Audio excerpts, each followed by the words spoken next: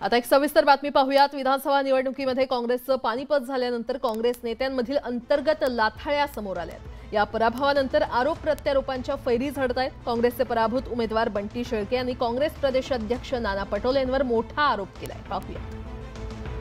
नागपूर मध्य विधानसभा मतदारसंघातून निवडणूक लढवलेल्या बंटी शेळके यांना विजयाची खात्री होती, पण प्रचारात आघाडी घेऊन सुद्धा शेळके यांना पराभव रोखता आला नाही। स्वतःच्या कार्यकर्त्यांच्या विरोधामध्ये त्यांच्या मनामध्ये द्वेष आहे। म्हणजे नफरत जो आहे, नफरत छोडो भारत जोडोचा नारा देणारे सन्माननीय राहुलजी गांधी, त्यांचे सेनापती समजून त्याला नाना पटोलेजी यांच्या मनामध्ये जी नफरत आहे। विधानसभा निवडणुकीतल्या पराभवानंतर शेळके यांनी प्रदेशाध्यक्ष नाना पटोले यांना टार्गेट केलंय। शेवटच्या क्षणापर्यंत जेव्हा त्यांना माहिती बंटी शेळके निवडून येणारा उमेदवार होता, मागच्या 4000 मतांनी फक्त हरला होता, तर कुठं ना कुठं ते संघासोबत त्यांची हात मिळवणी आहे, मोहन भागवतांसोबत त्यांची हात मिळवणी आहे। मी माझा विषय लोकशाही वाचवण्याचा आहे, हे संघटनेतला विषय आहे। त्याचं काय करायची औषध नंतर करू। जय पराजय होत असतो। राजकारणात संयम महत्त्वाचा असतो। विधानसभा निवडणुकीतल्या दारुण पराभवानंतर काँग्रेसमधल्या नेत्यांच्या निशाण्यावर आहेत ते नाना पटोले असंच दिसत आहे। राज्यात काँग्रेसनं 100 जागा लढवल्या, मात्र महायुतीच्या सुनामीत काँग्रेसला अवघ्या 16 जागांवर समाधान मानावं लागलं।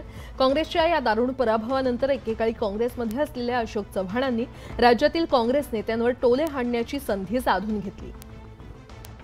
विधानसभा निवडणुकीत काँग्रेसचा सुपडा साफ झाला। काँग्रेसला अवघ्या 16 जागांवर समाधान मानावं लागलं।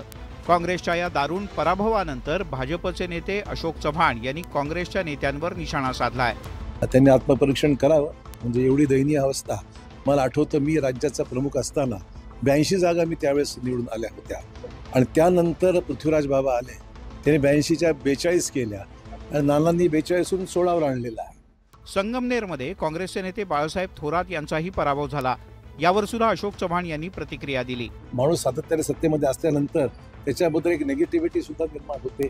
नेमकं काय घडलं, कारण मी तिथे गेलोच नाही, आणि तिथे राधाकृष्ण विखे पुरेसे होते, आम्हाला जायची गरजच पडली नाही। अशोक चव्हाण यांनी काँग्रेसची साथ सोडत भाजपात प्रवेश केला। यावरून काँग्रेसच्या नेत्यांनी अशोक चव्हाण यांच्यावर अनेकदा टीकेचे बाण सोडले।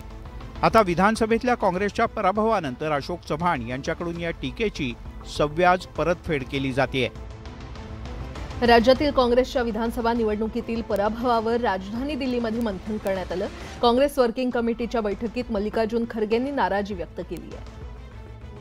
विधानसभा निवडणुकीतील काँग्रेसच्या पराभवावर काँग्रेसचे राष्ट्रीय अध्यक्ष मल्लिकार्जुन खरगे यांनी नाराजी व्यक्त केली। दिल्लीमध्ये शुक्रवारी काँग्रेसच्या वर्किंग कमिटीची बैठक पार पडली। या बैठकीला वर्किंग कमिटीचे सगळे सदस्य उपस्थित होते। जवळपास 4.5 तास चाललेल्या या बैठकीत पराभवावर मंथन करण्यात आलं। या बैठकीमध्ये खरगे यांनी लोकसभेतल्या विजयानंतर 3 महिन्यात काय बदल झाला की काँग्रेसला पराभवाला सामोरं जावं लागलं, एकमेकांच्या विरोधातल्या वक्तव्यांमुळे निवडणुकीत पक्षाचं नुकसान झालं, राज्यात भरीव काम करायला हवं होतं, महाविकास आघाडीला विधानसभेत मिळालेले आकडे न्यायसंगत नाहीत असं त्यांनी म्हटलंय। तसे आघाडी म्हणून आमचे सहकारी होतो आम्ही, आणि पक्षांतर आमचे सुद्धा, काँग्रेसचे सुद्धा, सर्वांनी एकमतानं निवडणूक केलेली आहे, त्यामध्ये कोणताही दोष आमच्यामध्ये नव्हता। लोकसभेला 13 जागा जिंकणाऱ्या काँग्रेसला विधानसभेत केवळ 16 जागांवर समाधान मानावं लागलं। त्यामुळे मल्लिकार्जुन खरगे यांनी महाराष्ट्रातल्या काँग्रेसच्या नेत्यांची कानउघडणी केली।